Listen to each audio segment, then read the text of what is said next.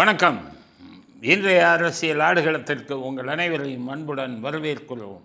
முக்கியமான இன்றைய செய்தி அலசல் நமது அரசியல் ஆடுகளத்தில் என்ன அப்படிங்கிறத இப்போ பார்க்கலாம்.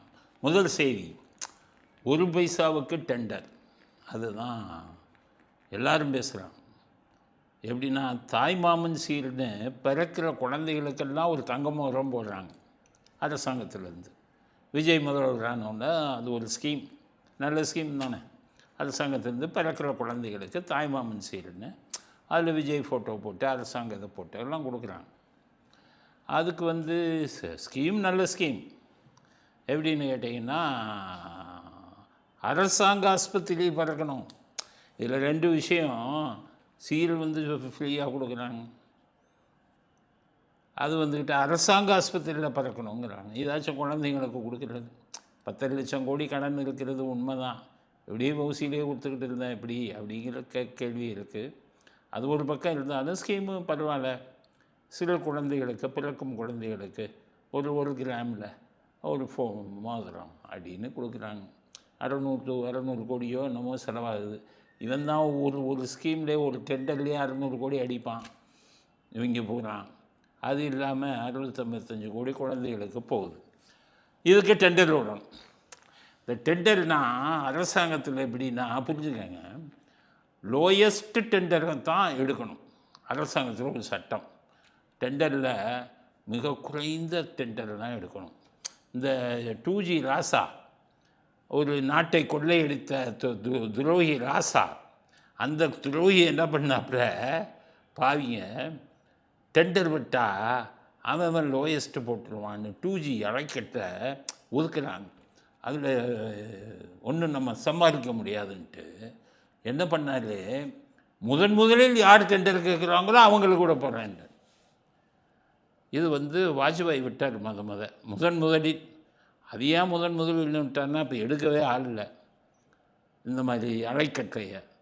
அதுக்கப்புறம் வந்தவங்க அப்போ மறுபடியும் ஆட்சிக்கு வந்தவங்க அதை மாற்றினாங்க, பிஜேபியை மாற்றினாங்க. வேணாம், முதலில் தப்பு, இப்போ நிறைய ஆஃபர் வந்துருச்சு 2Gக்கு, அதனால் இன்னமே ஏலத்துக்கு விடணும்னு பண்ணாங்க. அதில் பெரிய கூத்தெல்லாம் நடந்தது.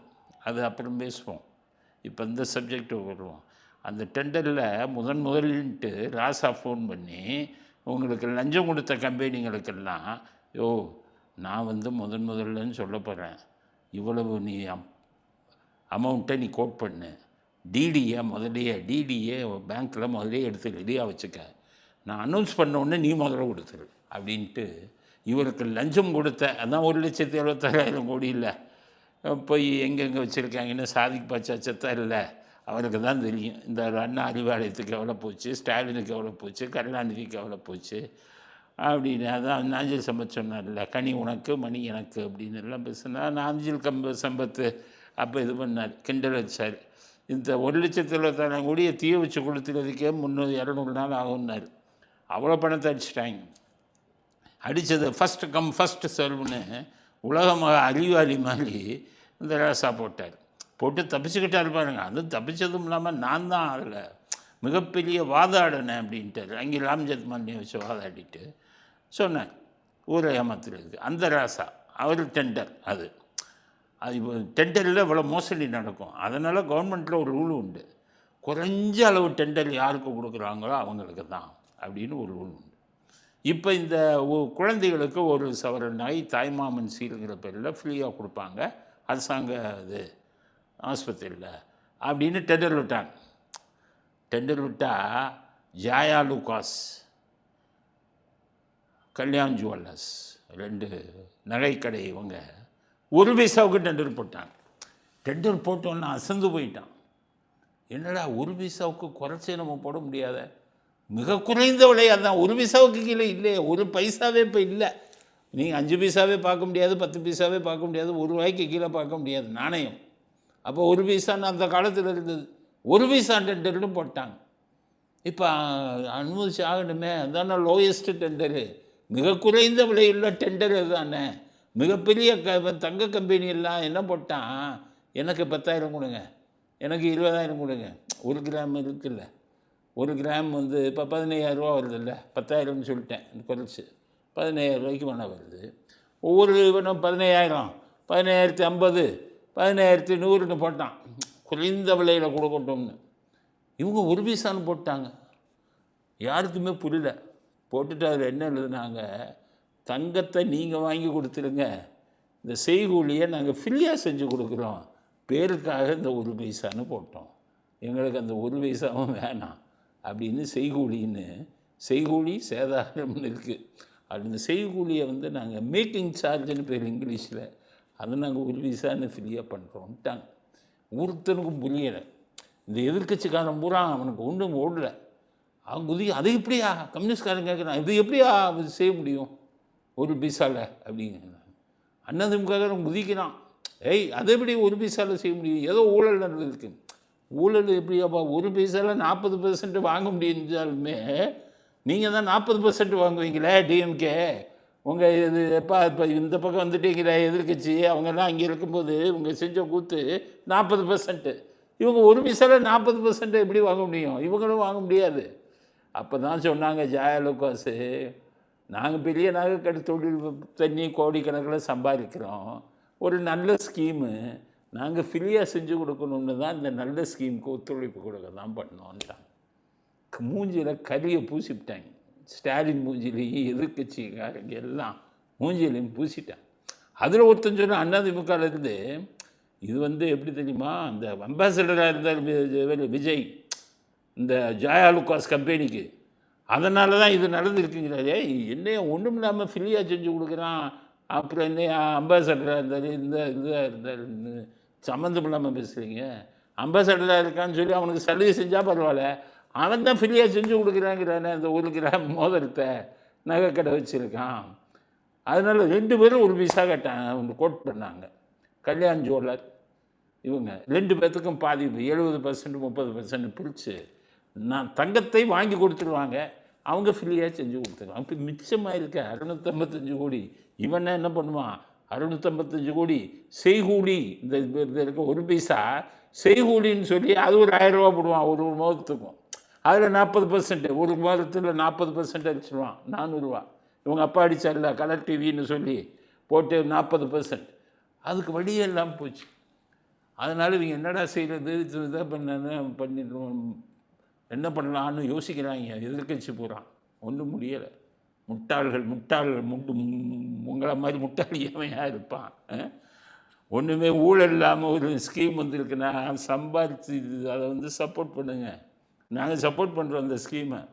அதுக்கு வந்து இவ்வளவு ஃப்ரீயாக செஞ்சு கொடுக்குற ஜெயலலிதாஸ் கல்யாண் ஜுவல்லரி, அந்த 2 ஜுவல்லரிக்கும் எங்களுடைய வாழ்த்துக்களை தெரிவிச்சுக்கிறோம். அது எப்படி முடியும்னு நீங்கள் முடியும். ஹுண்டை அப்படின்னு ஒரு கார் கம்பெனி இருக்குது, சவுத் கொரியாவோட கார் கம்பெனி. அவங்க கொண்டாந்து சென்னையில் வச்சான் கம்பெனியை. எங்கே, ஸ்ரீபெரும்புதூர்கிட்ட ஜெயலலிதா இருக்கும்போது அந்த கம்பெனி வந்தது. அதுக்கப்புறம் திமுக வந்துட்டாங்க. முரசொலி மாறன் ஒரு காருக்கு 600 ரூபா அப்படின்னு வாங்கினாரு ஒப்பந்தம். நீ எத்தனை கார் பண்ணுறியோ ஒரு காருக்கு 600 ரூபா கொடுத்துருந்தா அவங்க ஆட்சி இருக்கிறவரை வாங்கினாங்க. அப்போ அந்த ஹூண்டை கம்பெனி தமிழ்நாடு போலீஸுக்கு ஆயிரக்கணக்கான காரை ஃப்ரீயாக கொடுத்தான். போலீஸ் வேலைக்கு உபயோகப்படுத்துங்க, நான் ஃப்ரீயாக கொடுக்குறேன்னா. இந்த பெரிய கம்பெனிகள்லாம் சில சேவைகள் செய்வாங்க, நல்ல விஷயமும் செய்வாங்க. இவனை மாதிரி 2Gயில் வந்துக்கிட்டு டெண்டரை போட்டு, டெண்டருக்கு பதிலாக ஃபஸ்ட்டு கம் ஃபஸ்ட்டு செல்வன டெக்னிக்கை அந்த கருணாநிதி பண்ணுவார்ல, விஞ்ஞானபூர்வமான ஊழல், அது மாதிரி பண்ணலை, கரெக்டாக தான் பண்ணியிருக்காங்க. இந்த டெண்டரில் தான் இந்த கொள்ளை அடிக்கிறதெல்லாம் இவங்க அது இதில் தான் அடிப்பான். எவனுக்காச்சும் இப்போ நம்மளை பற்றி அதிகம் பேசுகிறான்னா அவனுக்கு கூப்பிட்டு இந்த உனக்கு கான்ட்ராக்டு அப்படின்னு சொல்லி அவங்க கையில் கொடுத்துடுவாங்க. டெண்டர் என்னாச்சு, அங்கே அந்த டெண்டர்லாம் திமுக ஆட்சியில் இவங்க டெண்டர்லாம், அது கேண்டர்லாம் டெண்டர்லாம் விடுறதே இல்லை. அதான் கோல்மால் பண்ணி இது பண்ணி அதான் 4000 கோடி முடிக்கிட்டே அவர் உட்காந்துருக்காரு. அது மாதிரி டெண்டர் இவங்க. இது ஒரு பைசா டெண்டர், நாட்டு நலனுக்காக கொடுக்குறான். குழந்தைங்க போட போகுது, என்னப்பா வந்தது உங்களுக்கு, ஏங்கத்தில் எல்லாம் ஊடி. ஜெயலலிதாஸ் முன்னாடி போய் பள்ளத்தை தோண்டி மதுரையில் அவங்கள வந்து அந்த நகைக்கடையே திறக்க விடாமல் செஞ்ச காலங்கள் உண்டு. அழகிரி இருக்கிற காலத்தில் திமுக இருக்கும் செஞ்சீங்களா இல்லையா? இப்போ என்ன அந்த வேலையாக பண்ணுறாங்க, ஃப்ரீயாக வாங்கி கொடுக்குறாங்க. அதனால் இந்த ஸ்கீமு வந்து நல்ல ஸ்கீமு. எங்களை பொறுத்தவரை ஃப்ரீயாக கொடுக்குறாங்க. இலவசத்தை நாங்கள் எதிர்த்தாலும் பச்சை குழந்தைகளுக்கு கொடுப்பதால், அதுவும் அரசாங்க ஆஸ்பத்திரியில் இருக்கக்கூடிய குழந்தைகளுக்கு கொடுப்பதால் நமது வாழ்த்துக்களை தெரிவித்துக் கொள்வோம் இந்த திட்டத்துக்கு. ஆனால் அதே சமயத்தில் இன்னொரு திட்டத்துக்கு நம்ம எதிர்ப்பு பண்ணோம். எல்லா பஸ்ஸுலேயும் ஃப்ரீ இது லேடிஸ் கரெக்டு தான். நான் கொடுக்குறது தப்பு இல்லை. 6000 கோடி செலவாகும். கொடுக்குறது தப்பு இல்லை. பெண்களுக்கு டீலக்ஸ் பஸ் எல்லா பஸ்லேயும் லேடிஸ் ஃப்ரீயாக. ஆனால் 60,000 கோடி லாஸில் போகுது போக்குவரத்து துறை. 60,000 கோடி நஷ்டத்தில் இயங்கும் ஒரு துறைக்கு வந்து இந்த மாதிரி டிக்கெட்டே இல்லை அப்படின்னா, டிக்கெட்டு எடுக்க முடிஞ்சவங்க எத்தனை பேர் இருக்காங்க? நீ ஏழைகளுக்கே டிக்கெட்டு கொடுக்கலாம்ப்பா. எல்லாருக்கும் பெண்களுக்கிட்டே இது நான் டிக்கெட்டு எடுக்க முடிந்த பெண்கள் கூட இருக்காங்கல்ல, அவங்கெல்லாம் கூட இனி வந்து எடுக்க மாட்டாங்கல்ல. அதனால் பெண்களுக்கு வந்து இலவசம் அப்படிங்கிறது வந்து நீங்கள் நல்ல திட்டமாக அறிவித்திருந்தாலும் எங்களுக்கு அதில் வந்து ஏற்புடையதல்ல. நாங்கள் வந்து இதில் வந்து போக்குவரத்து துறை நஷ்டத்தில் ஓடுவதால் மேலும் அந்த நஷ்டத்தில் பண்ணக்கூடாது அப்படிங்கிறது எங்கே இருக்குது. 3 சிலிண்டர் ஃப்ரீ அப்படின்ட்டாங்க. 3 சிலிண்டர் அது உங்கள் தேர்தல் வாக்குறுதியில் கொடுத்தது. அது நல்ல திட்டமாக இருந்தாலும் கஷ்டத்தில் இருக்கோம், கடனில் இருக்கோம், 10 லட்சம் கோடி. அதனால் சிலிண்டர் ஃப்ரீயாக இருந்தாலும் அந்த கஷ்டத்தில் இருக்கும் நஷ்டத்தில் இருக்கக்கூடிய கடனில் இருக்கக்கூடிய தமிழக அரசுக்கு இதெல்லாம் நிதிச்சுமைகளை ஏற்படுத்தும். இதை நம்ம எதிர்க்கிறனால நிதிச்சுமைகளை ஏற்படுத்துங்கிற விஷயத்தை நாம் பதிவு செஞ்சுதான். அடுத்து அண்ணா அறிவாலயத்தை வந்து வெள்ளை அடித்து வாடகை விடுங்கன்ட்டார் நம்ம நிர்மல்குமார். கரெக்டு தான். அது எப்படி நீங்கள் வாடகை கொடுப்பேன்னு சொல்லுவீங்க? நிர்மல்குமார் சொன்னதுலேயே எங்களுக்கு மாறுபட்ட கருத்து என்னென்னா, அந்த அண்ணா அறிவாலயமே இவங்க இது இல்லைப்பா, இவங்க ஊரில் ஏமாற்றி கொள்ளையடிச்சு வச்சுட்டாங்க. அது ஒரு முஸ்லீம் இவர்களோட நிலம். கருணாநிதி இருக்கும்போது அவனை பயமுறுத்தி எழுதி வாங்கினாங்க. இந்த முரசொலி வந்து பஞ்சமி நிலம் மாதிரி, அது வந்து ஒடுக்கப்பட்ட மக்களுக்காக வைக்கப்பட்ட நிலம். அது உங்களுக்கு பஞ்சமி நிலம், முரசொலி அலுவலகம். அது மாதிரி இந்த அண்ணா அறிவாலயங்கிறது ஊர் ஆட்டம் இது பண்ணி ஒரு இஸ்லாமியர்கிட்ட இருந்ததை பயமுறுத்தி வாங்கினாங்க. அதில் டைட்டிலே கிடையாது. அதில் கார்பரேஷன் லேண்டெல்லாம் சேர்ந்துருக்கு. எல்லாத்தையும் முடிச்சவங்க அடித்து வெளியே விட்டு வாடகைக்கு விடுங்கன்னு நீங்கள் எப்படி சொல்லுவீங்க? அடித்து துரத்துங்க அண்ணா அறிவாலயத்தை விட்டு. வெள்ளை அடித்து என்ன வாடகைக்கு விடுறது? அது அண்ணா அது எதுக்கு யூஸ் பண்ணுறான்? கருணாநிதி டிவிக்கு அதை யூஸ் பண்ணிக்கிட்டு இருக்கான். உள்ள கருணாநிதி டிவி தான் நடக்குது. கீழே 2-3 அறை வச்சுருக்காங்க. அதை முக்கியமான ஆள் வந்து தங்கிக்கிடுவாங்க. அதனால் அண்ணா அறிவாலயத்தை அடித்து இது பண்ணிட்டதுக்கு நிர்மல்குமார் வாடகைக்கு விட்டுன்னு சொல்கிறதே நாங்கள் எதுக்குறோம். அவங்களுக்கே சொந்தம் கிடையாது. நீ அடித்து பறிங்க, ரெக்கார்டை பாருங்கன்னு சொல்கிறோம். இதில் இந்த ஆள் இருக்கார் ராசா, அவர் சொல்கிறார், அதாவது காரில் அரசாங்க கொடி பறக்கிறதுல அந்த திமுறங்கிறது. சில தருதலைகளுக்கு காரிலே தேசிய கொடி வந்துவிட்ட காரணத்தினால் அறிவாலயத்திற்கு வெள்ளை அடித்து வாடகைக்கு விடலாம் என்று சில தருதலை அமைச்சர்கள் பேசிக் கொண்டிருக்கிறார்கள். அப்படின்னாங்கன்னா, நீங்கள் காரில் அரசாங்க கொடியை பறக்கிற காலத்தில் 2Gயில் கோடிக்கணக்கில் கொள்ளையடிச்சிங்க. அவங்க கொள்ளையடிக்கலை, கருத்தை சொன்னாங்க. கருத்தை சொன்னதுக்கே திமிருன்னா 1,76,000 கோடியை அதே காரில் அதே கொடியை போட்டுட்டு கொள்ளையடிச்சிங்களே, அதை பற்றி என்னத்தை சொல்கிறது அப்படிங்கிறது. அந்த ராசா திருந்தவே மாட்டேங்கிறாங்க. இது ஓசி வைக்கலா தெரிஞ்சாலும் சைக்கிளை வச்சுக்கிட்டு கடலூரில் நீங்கள் எல்லாம் இந்த மாதிரி பேசுனீங்கன்னா என்ன அர்த்தம்? முதல்ல பறிக்கணுமே அண்ணா அறிவாலயத்தை உங்களிடமிருந்து. அது உங்களுடைய சொந்த இடமல்ல. பில்டிங்கை கட்டிட்டு அராஜகம் பண்ணிகிட்டு இருக்கீங்க. கூடிய சீக்கிரம் இறைவன் உங்கள்கிட்ட இருந்து அதை பறிக்கிறான் இல்லைன்னு பாருங்கள். அண்ணா அறிவாலயமே இருந்த இடம் தெரியாமல் போகட்டும் அப்படிங்கிறது தான் அடுத்த கட்ட கருத்து.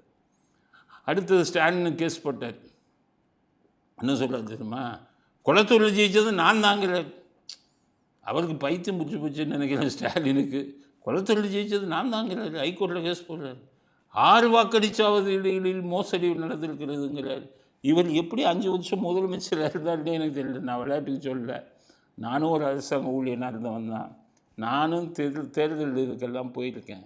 அது என்ன நடக்கும்னு கேட்டிங்கன்னா, அந்த தேர்தல் இந்த ஏவிஎம் மிஷின் இருக்க, அதை படித்து சீல் வைக்கும்போது, இந்த ஃபார்ம் ஃபில்லப் பண்ணும்போது, சில வாக்குச்சாவடிகளில் சரியாக ஃபில்லப் பண்ண மாட்டாங்க அதை. அதில் மோசடிங்கிறதுக்கே இடம் இல்லை. இதை காமிச்சிட்டு 6 வாக்குச்சாவடிகளில் மோசடி நடந்திருக்கிறதுங்கிறார். சரி, 6 நடந்திருக்குப்பா, 6 நடந்திருக்கு. ஒவ்வொரு வாக்குச்சாவடியில் அதிகபட்சம் 1000 ஓட்டு தான். 1000 ஓட்டில் 500 ஓட்டு வரும், 600 ஓட்டு வரும், 450 ஓட்டு கூட வரும். நான் தான் பார்த்துருக்கேன். இதில் 1000 ஓட்டுனே வை. 1000 பேர் உங்களுக்கே போட்டாங்கன்னு வைங்க, ஸ்டாலினுக்கே. 6 வாக்குச்சாவடி, 6ல் 1000 × 6 கணக்கு போடுங்க, 6000. 6000 ஓட்டு ஸ்டாலினுக்கே விழுந்ததுன்னு வச்சாலும் தோத்தது 8000. அப்புறம் இப்படி நீங்கள் ஜெயிச்சது அது பண்ண முடியும்? இப்படி ஒரு முதலமைச்சராக இருந்தாலுக்கு ப்ரொசீஜரே தெரியலையே, நடைமுறையே தெரியலையே. நீங்கள் எல்லாம் எப்படி முதலமைச்சராக இருந்தீங்க? அப்போ நாடு எப்படி உருப்படும்? இப்படி அப்போ எதிர்த்துனார் ஜெயிச்சவர் விஎஸ் பாபு. அவர் சொல்கிறாரு, கருணாநிதியே நின்றிருந்தாலும் நான் ஜெயிச்சிருப்பேன். அது என்ன கருணாநிதியே? அது என்னப்பா கருணாநிதியேன்னு? கருணாநிதி பெரியவரா? வானத்திலிருந்து குதிச்சவரா? அண்ணா நகரில் ஹெச்வி ஆண்டிட்ட தோற்றவருப்பா. எம்ஜிஆர் தான் கூப்பிட்டு அவர் வரட்டும், சட்டசபைக்கு இதில் திரும்பி வரட்டும், நீ ஒன்றும் கண்டுக்காத, உனக்கு முந்திரி கொடுக்குறேன், எதுவும் அப்ஜெக்ட் பண்ணான்னு எல்லா ஓட்டையும் மாற்றி போட்டு கள்ள ஓட்டு போட்ட மாதிரி இந்த அதிமுக ரெட்டலைக்கு விழுந்ததெல்லாம் உதவி சொல்லி பாக்ஸில் போட்டு தில்லுமுள்ளு பண்ணி ஜெயித்தாங்க. இல்லைன்னா அவர் நின்றுருந்தா, அவரே நின்றுருந்தாலும் ஜெயிச்சிருப்பேங்கிறீங்க. எப்போவுமே ரொம்ப கருணாநிதி தூக்கி பிடிக்கலைங்க தாவேக்கா. அது எனக்கு ரொம்ப பிடிக்கலை. எப்படி இந்த மாதிரி அது கருணாநிதியை தூக்கி பிடிக்கலாம் நீங்கள் அப்படிங்கிறது அவருக்கு சொல்லிக்கிறோம். அடுத்து ஸ்டாலின் ஒரு கல்யாண வீட்டுக்கு போயிட்டு அங்கே பேசுகிறார் பாலிட்டிக்ஸ். இந்த குரூப்புக்கு இதே, இவருக்கு ஒரு பையனுக்கு இதே விளையாச்சு. அங்கே போயிட்டு தஞ்சாவூரில் போயிட்டு ஒரு பையன் ஒரு திருமண விழாவில் என்னை கைது செய்து கூட்ட, உன்னை எப்போயா கைது செஞ்சாங்க?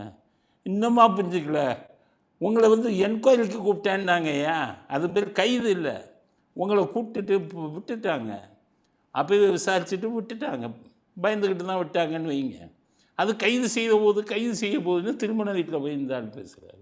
இந்த அரசு என்னை கைது செஞ்சு அவங்களே என்ன இந்த தஞ்சாவூர் மாவட்டத்துக்கு அழைச்சிட்டு வராங்க. இந்த கைது நடவடிக்கைக்கெல்லாம் பயந்தவன் கிடையாது இந்த உதயநிதி என்பதை அப்பாக்காரங்க. இங்கே ஒரு திருமண விழாவில் லட்சக்கணக்கான பேர் செய்த தவறுனா கோடிக்கணக்கான பேரை அவதிப்படுறாங்க. ஒரு மாற்றம் தமிழ்நாட்டில் ஏற்பட்டு ஏமாற்றமாக மாறி இருக்கிறது. லட்சக்கணக்கான மக்கள் செய்த தவறு கோடிக்கணக்கான மக்களை இன்றைக்கு துன்புறுத்தி கொண்டிருக்கிறது. அது என்ன லட்சக்கணக்கான பேர் தவறு செய்ததுனால் தாவேக்காக்கு விழுந்த ஓட்டு 1,65,00,000 இருந்துச்சு. என்ன இருக்கா? அப்போ கோடிக்கணக்கான பேர் செய்த தவறுனாலும் சொல்லணும். லட்சக்கணக்கான பேர் சொல்கிறார். ரைமிங்கில் பேசுகிறார். எழுதி கொடுத்தவங்க ஒழுங்காக கொடுக்கல. ரைமிங்கில் லட்சக்கணக்கான பேர் செய்த தவறுனா கோடிக்கணக்கான பேர் இன்றைக்கி அவதிப்படும். கோடிக்கணக்கான பேர் அவதிப்பட்டேன்னு உங்கள்கிட்ட சொன்னாங்களா? நீ தொலைஞ்சா போதும், திமுக தொலைஞ்சா போதும், நீங்கள் தொலைஞ்சா போதும்னு வச்சுருக்கீங்க, விட்டாங்க உங்களை. இப்போ ஆதவன் சொல்கிறார் சட்டசபையில், என்ன சொல்கிறாரு? கூட்டணி கட்சியில் நான் 10 சீட்டு கூட ஜெயிச்சிருக்க மாட்டேங்க. உண்மை. 23 கட்சி கூட்டணி இல்லைன்னு நினைச்சுக்கோங்க, திமுக 10 தொகுதி ஜெயிச்சிருக்க மாட்டாங்க. காங்கிரஸ் இல்லைன்னா உண்மை. சபாநாயகர் இவ்வளோ பேச விட்டாரு. சபாநாயகர் திமுகவுக்கு ஆதரவால் பேச விட மாட்டேன்னு இருப்பார். ஆதவன் எப்படி விட்டார்? இல்லைன்னா அவர் எப்போவுமே இப்படி தான், அப்படி பேசுனா அப்படியே உட்கார வச்சிருவார். திமுக பேசுனா உதயநிதியை பேச விடுவார். சங்கி அமைச்சர்னா பேசாமல் இருப்பார், அப்போ விட்டுருவார். அது ஆனால் ஒரு நிர்மல்குமார் போய் 3 மணி நேரம் பாத்ரூம் இருந்தானே பேசாதீங்க இப்படி சட்டசபை நடத்தி கொண்டிருக்கிறார் கேலிக்கூத்தாக ஒருத்தர். அது எம்ஜிஆருடைய இவரே சிஷியர். மற்றபடி இன்றைக்கி ஆதவன் எப்படியோ அதிசயமாக அந்த சபாநாயகர் திமுகவை தாக்கிறத விட்டார். எப்படின்னா 10 சீட்டு கூட ஜெயிக்க மாட்டேங்குது. அது உண்மை. ஏன்னு கேட்டிங்கன்னா விசிகா, இவங்க காங்கிரஸு, 2 கம்யூனிஸ்ட்டு, அகில இந்திய முஸ்லீம் லீக், இவங்க 4 பேர் ஓட்டும் சேர்த்து தான் ஜெயித்தாங்க 59 சீட்டு. இல்லைன்னா 5 சீட்டு 10 சீட்டு தான் ஜெயிச்சிருப்பாங்க. நாங்கள் எடுத்த ஏஐ கணக்குப்படி இவங்க 20% கீழே தான் வராங்க. 20% கீழே தான் ஓட்டு வங்கி இவங்களுக்கு இருக்குது. தனி கட்சியாக இப்போ நின்னாலும் 20% தான். 20% கீழே. அதனால் கரெக்டாக தான் சொல்லியிருக்காரு. ஒன்றை கரெக்டாக சொல்லிட்டு ஒன்றை தப்பாக சொல்லிட்டார். என்னென்னா ஒரு இது திராவிட இயக்கம் வந்து தமிழ்நாட்டு நலனுக்காக தமிழ்நாடு தனித்து நிற்கணும் அப்படிங்கிறதுக்காக நிறைய விஷயம் செஞ்சுருக்காங்க. அது எப்படி என்ன செஞ்சுருக்காங்க? ஆதவர்ஜுன் எல்லாம் தெரிந்து வரா? நீங்கள் வயசு என்னாச்சு? உங்கள் அனுபவம் என்ன? தமிழ்நாட்டின் உரிமைகளெல்லாம் விட்டு கொடுக்காமல் செஞ்சாங்களாம். அப்படி நான் கச்சத்தீவு என்னாச்சு? கச்சத்தீவை யார் விட்டு கொடுத்தா? காவேரியில் குறுக்கணை கட்டினாங்களே, அது யார் விட்டு கொடுத்தா? கல்வி மாநில பட்டியலில் இருந்த கல்வியை மத்திய பொதுப்பட்டியலுக்கு மாற்றுறதுக்கு விட்டு கொடுத்தது யார்? அந்த அப்பாவி இலங்கை தமிழர்கள் 1.5 லட்சம் பேரை கொண்டுகிட்டு இருந்தானே, அவன் அத்தனை பேர் உயிரை போகிறதுக்கு காரணம் யார்? மாநிலங்களுக்கு வேண்டிய உரிமையை விட்டு கொடுத்தது கருணாநிதி தான். ஆதவர்ஜனுக்கு ஒன்றும் புரியாமல் பேசுகிறார். அவர் தகுதியும் இப்படியே பேசியிருக்காரு. அவர் பேசுகிறாருன்னா அவர் திமுக பேசுவார். நீ தாவக்காரங்க அப்பப்போ தூக்கி பிடிக்கலைங்க கருணாநிதியை. அது எங்களுக்கு பிடிக்கல, உடன்பாடு இல்லை அப்படிங்கிறத அடுத்த கட்ட கருத்தாக பதிவு செய்கிறோம்.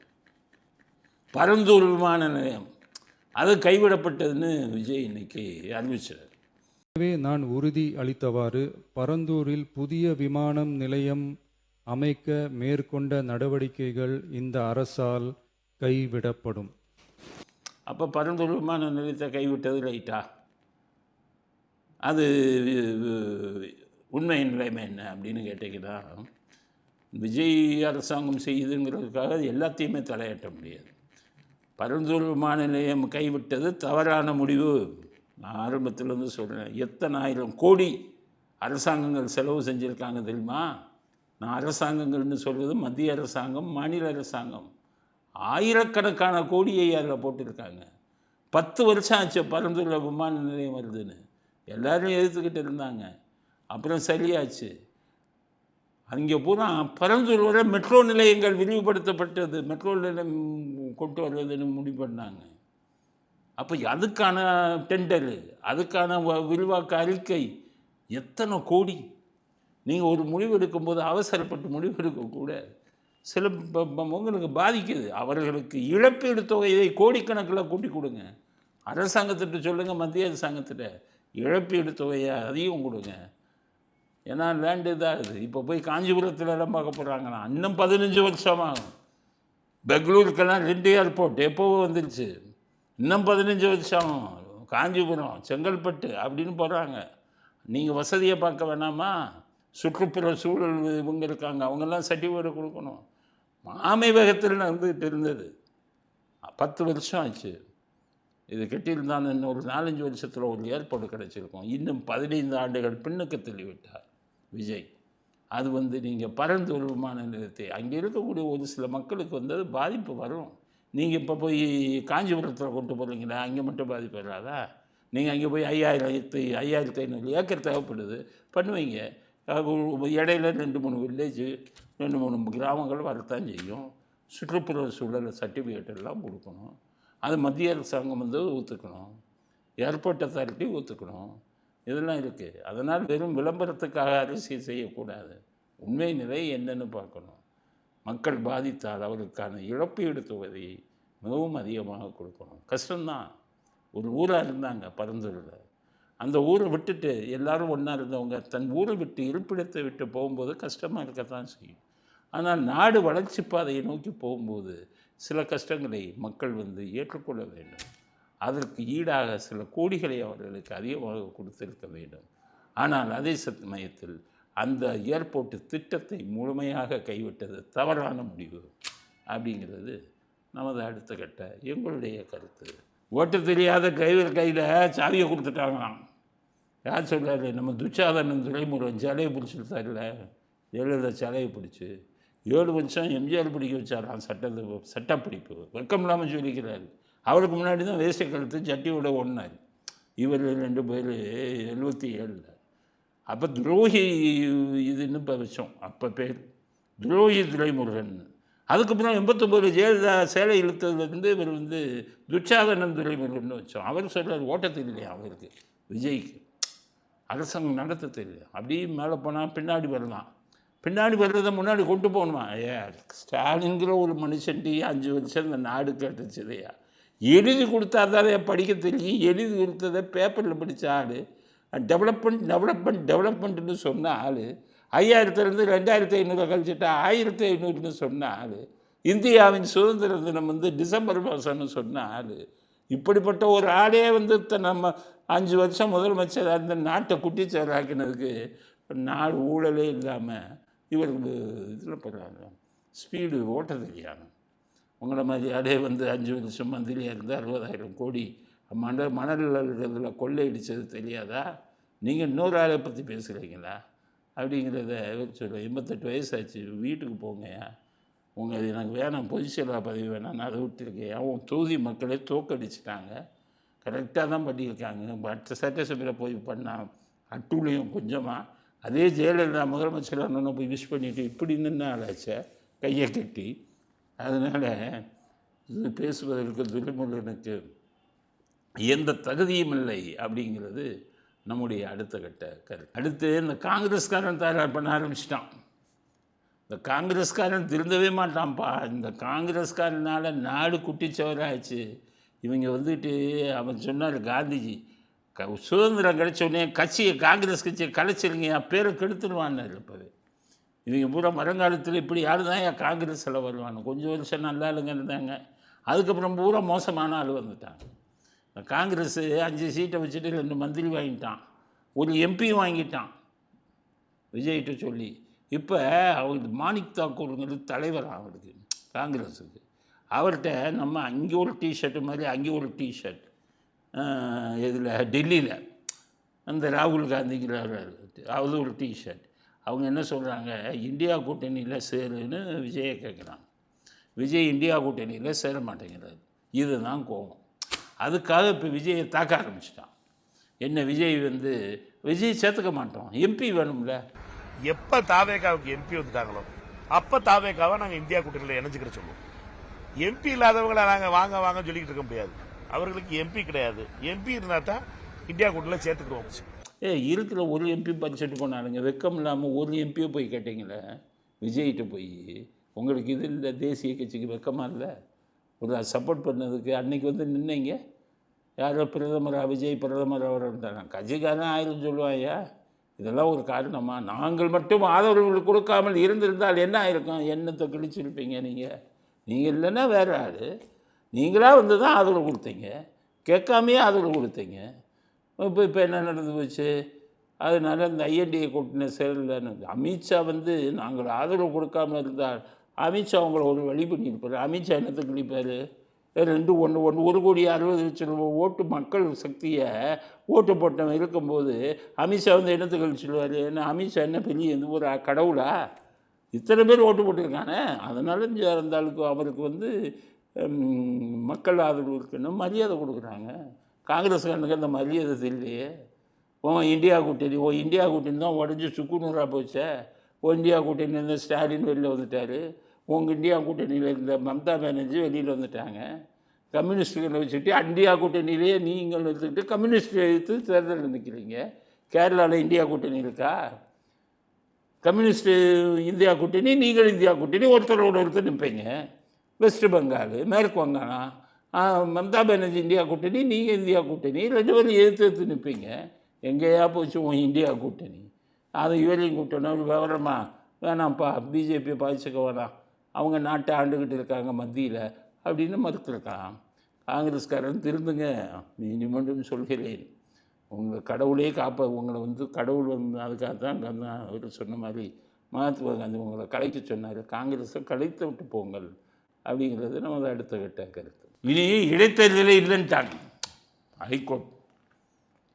தேர்தல் வழக்கெல்லாம் இருக்குது, அதுவரை இடைத்தேர்தல் இல்லையாப்பா, சுப்ரீம் கோர்ட்டுக்கு போங்கப்பா. இந்த மாதிரி இதை பண்ணிக்கிட்டு கூத்தடிச்சுக்கிட்டு இருக்காங்க. இது என்ன இது இடைத்தேர்தலையாப்பா? நீங்கள் சீக்கிரமாக அந்த தேர்தல் வழக்கெல்லாம் விசாரிக்கிறீங்க. 2011 சைதை துரைசாமி போட்டார் ஸ்டாலினை எதிர்த்து. இந்த 2026 ஆச்சு, இன்னும் நடந்துக்கிட்டு இருக்குது சுப்ரீம் கோர்ட்டில். கோர்ட்டுன்னு போட்டு 10 வருஷம் 15 வருஷம் நீங்கள் நடத்திக்கிட்டு இருக்கீங்க. 6 மாதத்துக்குள்ளே இடைத்தேர்தல் நடத்தணுங்கிறது விதி. அப்போ எலெக்ஷனே நடத்தக்கூடாதா? நீங்கள் 15 வருஷம் கேஸ் நடத்துவீங்களா? என்ன சிதம்பரம் ராஜகண்ண பஞ்சதமர் மேலே கேஸ் போட்டார். 10 வருஷம் ஆச்சு கேஸ் முடிய. அதுக்குள்ளே அந்த பதவியை எம்பி பதவி முடிஞ்சு அவர் மந்திரியாக போய் முடிஞ்சு போச்சு. இப்படி ஒவ்வொரு வழக்கையும் 10 வருஷம் 15 வருஷம் நடத்திட்டு அதுவரை இடைத்தேர்தலே நடத்தக்கூடாதுன்னா என்ன அர்த்தம்? இப்போ என்ன பண்ணுவாங்கன்னா, எல்லாரும் ஒவ்வொருத்தரும் ஒரு கேஸை போட்டுடுவாங்க. எலெக்ஷன் முடிஞ்சோன்னு அந்த ஸ்டாலின் போட்டார் ஒரு கேஸை. இது மாதிரி ஒவ்வொருத்தரும் ஒரு கேஸை போடத்தான் செய்வான். இதை நம்பிக்கிட்டு நீங்கள் போயிட்டு எலெக்ஷனை நிறுத்தி வச்சுக்கிட்டீங்கன்னா இடைத்தேர்தலில் நல்லதும் செய்கிறீங்க. நீதிமன்றங்கள் எவ்வளோ நல்ல தீர்ப்பும் கொடுக்குறீங்க, நாட்டுக்கு தேவையான தீர்ப்பும் கொடுக்குறீங்க. இந்த மாதிரி தீர்ப்பெல்லாம் கொடுத்தா அப்புறம் எப்படி கருத்தை சொல்லணும்ல? ஏதாச்சும் பேசுனா ஏன் மேலே கேச போட்ட மாதிரி நீதிமன்ற அவமதிப்பு. நீதிமன்ற அவமதிப்புனா நீதிமன்ற அவமதிப்பு வழக்கு போடுங்க. அதுக்காக போய் 196 போட்டு கைது செய்வீங்களா? நீதிமன்ற அவமதிப்பில் மன்னிப்பு கேட்டால் விட்டுருவாங்க பேசுனதுக்கு. எத்தனை நீதிமன்ற அவமதிப்பு இருக்குது? நான் பேசும்போது கரூர் விஷயமா சென்னை உயர்நீதிமன்றம் அறிக்கை கொடுத்த தப்பு, தீர்ப்பு கொடுத்த தப்புன்னு சொல்லும்போது அதை நீதிமன்ற அவமதிப்பு வழக்கு அடிக்கலையே. எப்படி எடுத்தீங்க? வேறு கேஸ் எடுத்தீங்க. அதனால் என்ன சொல்கிறேன், விரைந்து முடிக்கணும் வழக்கை. அதை நீதிமன்றங்கள் முதல்ல செய்யுங்க. அதுவரை இடைத்தேர்தல் நடத்தக்கூடாதுன்னா எந்த இடைத்தேர்தலும் நாட்டிலே நடக்காமல் இருந்துவிடும். உடனே இந்த தீர்ப்பை எதிர்த்து அப்பீல் செய்து சுப்ரீம் கோர்ட்டுக்கு போங்க. 1-2 மாதத்தில் தீர்ப்பை கொடுக்கணும். அப்படி தான் இடைத்தேர்தல் நடக்கும். 10 வருஷம் 15 வருஷம்னு நீ தீர்ப்பு கொடுக்காமல் நிறுத்தி வைத்தால் நாடு என்ன ஆகும்? சீரழிந்து போகும். அப்போ இந்திய அரசியல் சட்டத்தில் எழுதின இதுக்கே மதிப்பில்லை. அதனால் இந்த விஷயத்தில் சென்னை உயர்நீதிமன்றம் கொடுத்த தீர்ப்பை எதிர்த்து உச்சநீதிமன்றம் செல்ல வேண்டும் சம்பந்தப்பட்டவர்கள் அப்படிங்கிறத அடுத்த கட்ட கருத்தாக பதிவு செய்கிறோம். இத்துடன் இன்றைய அரசியல் ஆடுகளம் நிறைவு பெறுகிறது. நன்றி, வணக்கம், ஜெய்ஹிந்த்.